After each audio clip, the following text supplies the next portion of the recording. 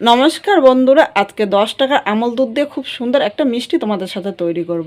একবার দেখলে তোমরা কিন্তু খুব সহজেই তৈরি করে নিতে পারবে। আর বলবে কেন তোমরা এই ভিডিওটা আগে দেখোনি। এই ভিডিওটা আগে দেখলে খুব সহজেই কিন্তু তৈরি করে নিতে পারবে।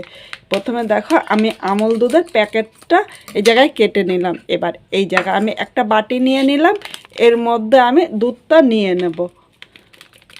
এখানে আমি আমল দুধ নিয়েছি 10 টাকা দামে 2 প্যাকেট। তোমরা কিন্তু আমল দুধটা কম বেশি করে নিয়ে নিতে পারো। আমি তোমাদের বলেছিলাম প্রথমে যে তোমরা তো বলবে, তো এই তো বললো 10 টাকার আমল দুধ, তারপরে বলছে আবার 2 প্যাকেট। কি বলো তো, তোমরা 10 টাকার 1 প্যাকেট দিয়েও করতে পারো, আর না হলে কিন্তু 2 প্যাকেট দিয়েও করতে পারো। আমি আজকে 2 প্যাকেট দিয়ে করব। 2 প্যাকেট দিয়ে করলে একটু বেশি হয়, আর এখানে খুব বেশি কিন্তু আমল দুধ লাগবে না। এখানে 2 প্যাকেট দিয়ে কিন্তু অনেকগুলো মিষ্টি তোমরা খুব সহজেই তৈরি করে নিতে পারবে। এবার এগুলি এক সাইডে রেখে দিলাম। এবার এটা মাখার সুবিধার জন্য এখানে আমি একটা বড় বাটি নিয়ে নিলাম, এর মধ্যে আমল দুধগুলো আমি নিয়ে নেব।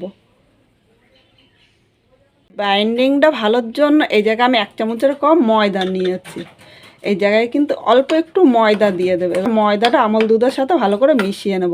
আর এই জায়গায় কিন্তু খুব বেশি ময়দা দেবে না, খুব বেশি ময়দা দিলে কিন্তু একদম ভালো লাগবে না। ময়দা ও আমল দুধটা ভালো করে মিশিয়ে নিয়েছি।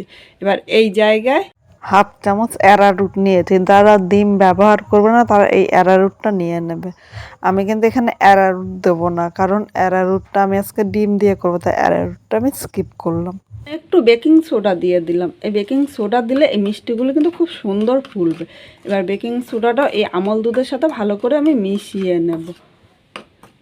আজকে আমি যেইভাবে দেখাচ্ছি সেইভাবে তোমরা তৈরি করবে, তাহলে প্রতিটা রসমালাই কিন্তু খুব সুন্দর ফুলবে।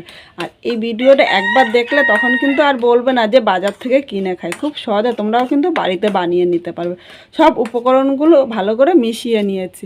এবার এই বাটিটা এক সাইডে রেখে এখানে ছোট একটা বাটি নিয়ে নিলাম। এই জায়গায় একটা ডিম নিয়েছি, প্রথমে ডিমটা ফাটিয়ে নেব। এই জায়গায় একটা ডিম দেখো, পুরো ডিমটা কিন্তু লাগবে না, তাই আমি আলাদা করে নিয়েছি। এবার ডিমটা এর মধ্যে ভালো করে ফেটিয়ে কুসুম ও ডিমের সাদা অংশটা মিশিয়ে নিতে হবে।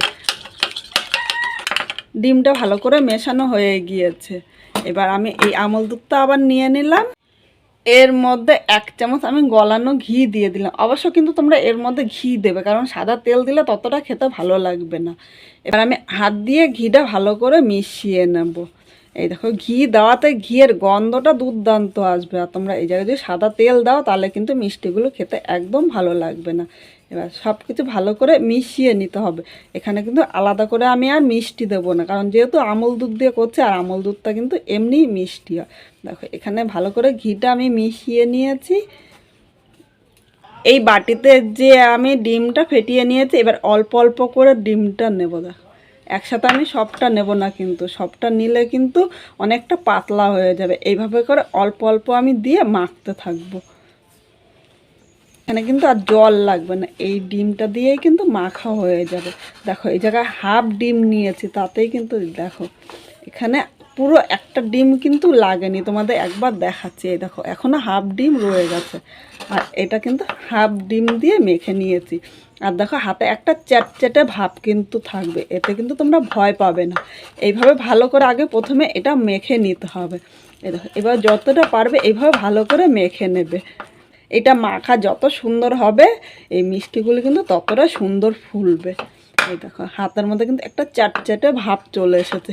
এবার হাতটা এইভাবে কাচিয়ে আমি পুরো দুধটা এর মধ্যে নিয়ে নেব। বাটির এই সাইডগুলো কাচিয়ে আমি পুরো দুধগুলো এক জায়গায় করে নিচ্ছি। এখন আমি এইভাবে ঢাকা দিয়ে 5 মিনিট রেখে দেবো। মিনিট পর আমি ঢাকনিটা তুলে নিলাম। এখানে দেখো, আমল দুধটা কিন্তু একটু শক্ত হয়ে গিয়েছে, এর জন্য তখন কিন্তু বলেছিলাম 30 মিনিট রাখার জন্য। এবার হাতের মধ্যে আমি একটু ঘি নিয়ে নেব। চামচ ঘি নিয়ে হাতের মধ্যে ভালো করে আমি এইভাবে লাগিয়ে নিলাম, তাহলে কিন্তু আমল দুধটা আর আমার হাতে লেগে যাবে না। দেখো, এইভাবে ছোট ছোট করে গোল করে নিলাম। আমি এরকম গোল করে নিচ্ছি, তোমরা তোমাদের ইচ্ছে মতো কিন্তু করে নিতে পারো।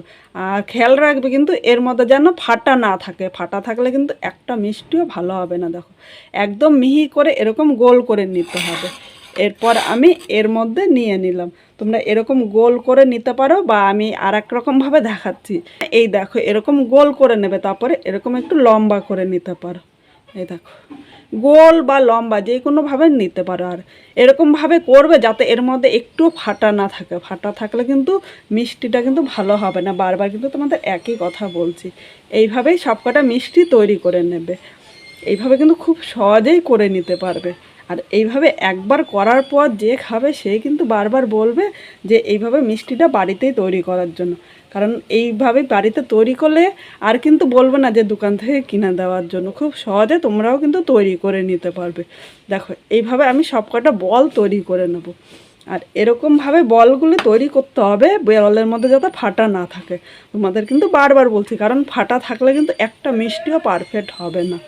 এইভাবে দেখো সবকটা বল তৈরি করে এরপর তোমাদের আমি আবার দেখাচ্ছি। বন্ধুরা এখানে একে একে দেখো সবগুলো তৈরি করে নিয়েছি। আবারও আমি তোমাদের বলছি তোমরা এরকমভাবে তৈরি করবে। দেখো এর মধ্যে কিন্তু একটাও ফাটা নেই, কারণ ফাটা থাকলে কিন্তু একটা মিষ্টিও ভালো হবে না। এইভাবে একদম মিহি করে তৈরি করে নিতে হবে। একটা বাটি বসিয়ে দিয়েছি, আর আগের থেকে আমি 500 দুধ জাল দিয়ে 250 করে নিয়েছিলাম। এবার দুধটা এখন একটু গরম করে নেব। এখন দুধটা জাল দিতে হবে না, কারণ আগের থেকে কিন্তু দুধটা আমি জাল দিয়ে রেডি করে রেখেছিলাম। যেহেতু দুধটা জাল দিতে একটু টাইম বেশি লাগে, তাই জাল দিয়ে রাখলে অল্প সময়ে কিন্তু তোমাদের সাথে দেখাতে পারবো।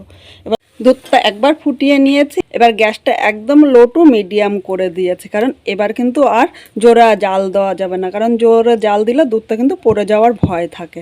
আর যেহেতু দুধটা আগের থেকে ভালো করে জাল দিয়ে নিয়েছি, আলাদা করে কিন্তু ভালো করে জাল দিতে হবে না। এখানে আমি গরুর দুধ নিয়েছি, আর তোমরা গরুর দুধের পরিবর্তে কিন্তু আমল দুধটা নেবে। সেক্ষেত্রে আমল দুধটা কিন্তু একটু ভালো করে জাল দিয়ে একটু গাঢ় করে নেবে, কারণ দুধটা গাঢ় হলে কিন্তু খেতে ভালো লাগে। এবার এর মধ্যে আমি 2টো এলাচ ফাটিয়ে দিয়েছি, এলাচটা একটু নেড়ে চেড়ে নিলাম। দেখো এলাচের গন্ধটা কিন্তু আমার কাছে খুব ভালো লাগে। অবশ্য তোমরা একটু এলাচ দিও।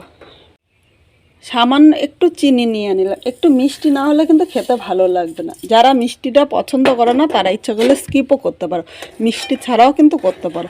কিন্তু মিষ্টি ছাড়া আমার কাছে না ততটা ভালো লাগে না। যেহেতু আমি রসমালাই করছি, রসমালাই মানেই তো মিষ্টিটা, এর জন্য এই চিনিটা দিয়েছি। এখন আমি আরও 2 থেকে 3 মিনিট জাল দিয়ে নেবো, তাহলে এটা কিন্তু দুধের সাথে খুব ভালোভাবে মেল্ট হবে। 1 মিনিট এইভাবেই কিন্তু আমি জাল দিয়ে নিয়েছি।